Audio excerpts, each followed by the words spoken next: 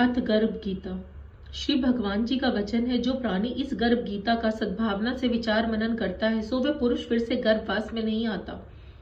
अर्जुनोवाच, हे श्री कृष्ण भगवान, यह प्राणी जो गर्भ विषय आता है, सो किस दोष करके आता है? हे प्रभु जी, जब ये जन्मता है, इसको जरा आदि रोग लगते हैं, फिर मृत्यु होती है। स्वामी, वह कौन सा कर्म है जिसके करने से जन्म मरण से रहित हो जाए? भगवान कहते हैं, हे अर्जुन, यह मनुष्य है जो अंधा मूर्ख है, संसार के साथ प्रीति करता है। यह पदार्थ मैंने पाया है और वह मैं पाऊंगा, ऐसी चिंता प्राणी के मन से नहीं उतरती है। 8 पहर माया को ही मांगता है, इन बातों को करके बार बार जन्मता और मरता है। यह गर्भ विषय दुख पाता रहता है। अर्जुन बोले, हे श्री कृष्ण भगवान, यह मन हाथी की न्यायी है, तृष्णा इसकी शक्ति है। यह मन तो 5 के वश में है, काम, क्रोध, लोभ, मोह, अहंकार। इन 5 अहंकार बहुत बली है। सो कौन यत्न है जिससे मन वश में हो जाए? श्री भगवान बोले, हे अर्जुन, यह मन निश्चय ही हाथी की न्यायी है, तृष्णा इसकी शक्ति है, मन 5 के वश में है, अहंकार इनमें श्रेष्ठ है। लेकिन हे अर्जुन, हाथी जैसे अंकुश के वश में होता है, वैसे ही मन रूपी हाथी को वश में करने के लिए ज्ञान रूपी अंकुश है। अहंकार से करने से जीवन नरक में पड़ता है। अर्जुन बोले, हे भगवान, जो तुम्हारे नाम के लिए वन खंडन में फिरते हैं, वे वैरागी हुए, एक धर्म करते हैं, इनको कैसे जाने? जो वैष्णव है वे कौन है? श्री कृष्ण बोले, हे अर्जुन, मेरे ही नाम के लिए वनों में फिरते हैं, वे सन्यासी कहलाते हैं। एक सिर पर जटा बांधते हैं, एक अंग पर भस्म लगाते हैं, उनमें हम नहीं है, क्योंकि इनमें अहंकार है, इससे मेरा दर्शन दुर्लभ है। अर्जुन बोले, हे भगवान, वह कौन सा पाप है जिससे स्त्री की मृत्यु हो जाती है? वह कौन सा पाप है जिससे पुत्र मर जाते हैं? और नपुंसक कौन सा पाप करते हैं? श्री कृष्ण बोले, हे अर्जुन, जो किसी से कर्जा लेता है और देता नहीं, इस पाप से औरत मरती है। और जो किसी की अमानत रखी हुई चीज बचा लेता है, उसके पुत्र मर जाते हैं। जो किसी का कार्य गोचर आए पड़े, वह जवानी कहे, मैं तेरा सबसे पहले कार्य कर दूंगा, पर ना करे, इस पाप से नपुंसक होते हैं। ये बड़े पाप हैं। अर्जुन बोले, हे भगवान, कौन से पाप से मनुष्य सदैव रोगी रहता है? किस पाप से गधे का जन्म पाता है, स्त्री का जन्म और टट्टू का जन्म क्यों पाता है? बिल्ली का जन्म किस पाप से होता है? श्री भगवान बोले, जो मनुष्य कन्यादान करते हैं और इस दान में मूल्य लेते हैं, वे दोषी हैं, वे मनुष्य सदा रोगी रहते हैं। जो विषय विकार के वास्ते मदिरा का पान करते हैं, वे टट्टू का जन्म पाते हैं। और जो झूठी गवाही भरते हैं, वह मूर्ख का जन्म पाते हैं। जो रसोई बना के अपने आप भोजन कर लेती है और पीछे परमेश्वर को अर्घ्य दान करती है, वो बिल्ली का जन्म पाती है। और जो मनुष्य झूठी वस्तुओं का दान करते हैं, औरत का जन्म पाते हैं, वह गुलाम औरतें होती हैं। अर्जुन बोले, हे भगवान, कई मनुष्यों को अपना स्वर्ण दिया, सो उन्होंने कौन सा पुण्य किया? कई मनुष्यों को अपने हाथी घोड़ा रथ दिए, उन्होंने कौन सा पुण्य किया? उन्होंने बोला, हे अर्जुन, जिन्होंने स्वर्ण दान किया, उन्हें हाथी घोड़े वाहन मिलते हैं।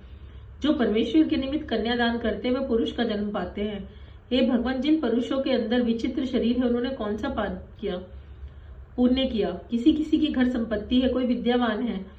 तब श्री कृष्ण बोले, जिन्होंने अन्न दान किया वो सुंदर स्वरूप है, जिन्होंने विद्या दान किया वो विद्यावान है, उन्होंने संतों की सेवा की वो पुत्रवान है।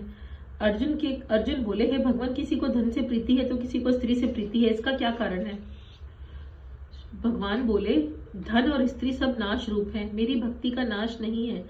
अर्जुन बोले, हे भगवान, राजपाट किस धर्म करने से मिलता है? विद्या कौन से धर्म से मिलती है? श्री भगवान बोले, हे अर्जुन, जो प्राणी राशि में निष्काम भक्ति से तप करते हुए देह त्यागते हैं, वे राजा होते हैं, और जो गुरु की सेवा करते हैं, सो विद्यावान होते हैं।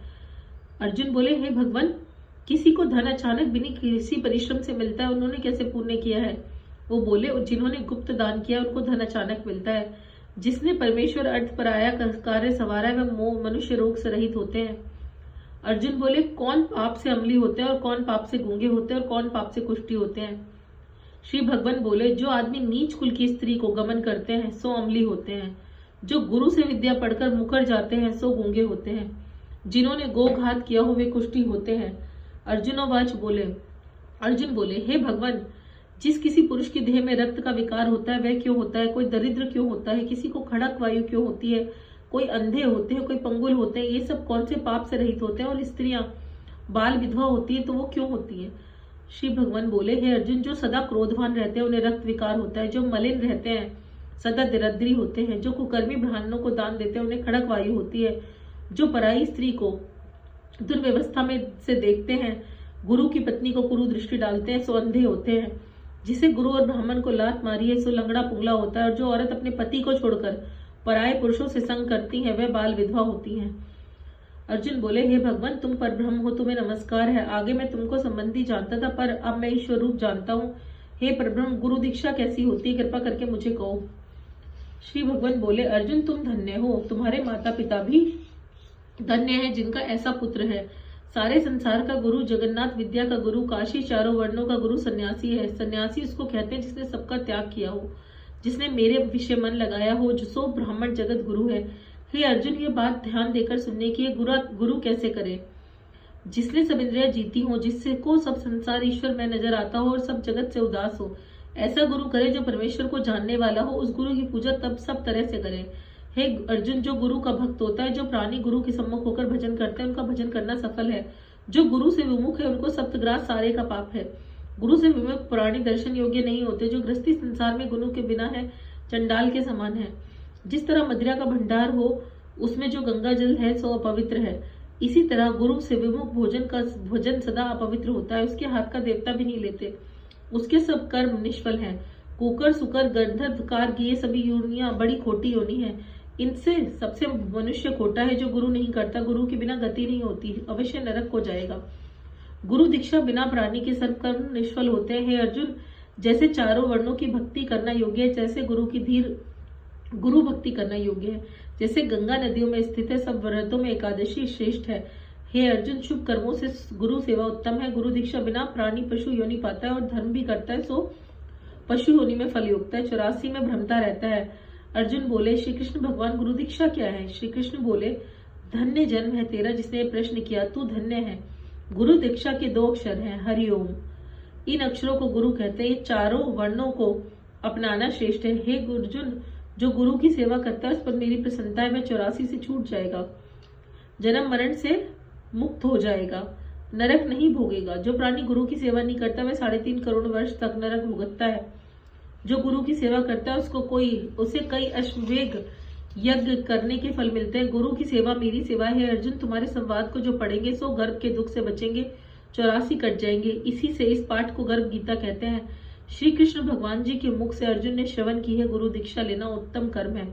इसका फल है कि नरक व 84 से जीव बचा रहता है और बहुत प्रसन्न होता है। जय श्री कृष्ण।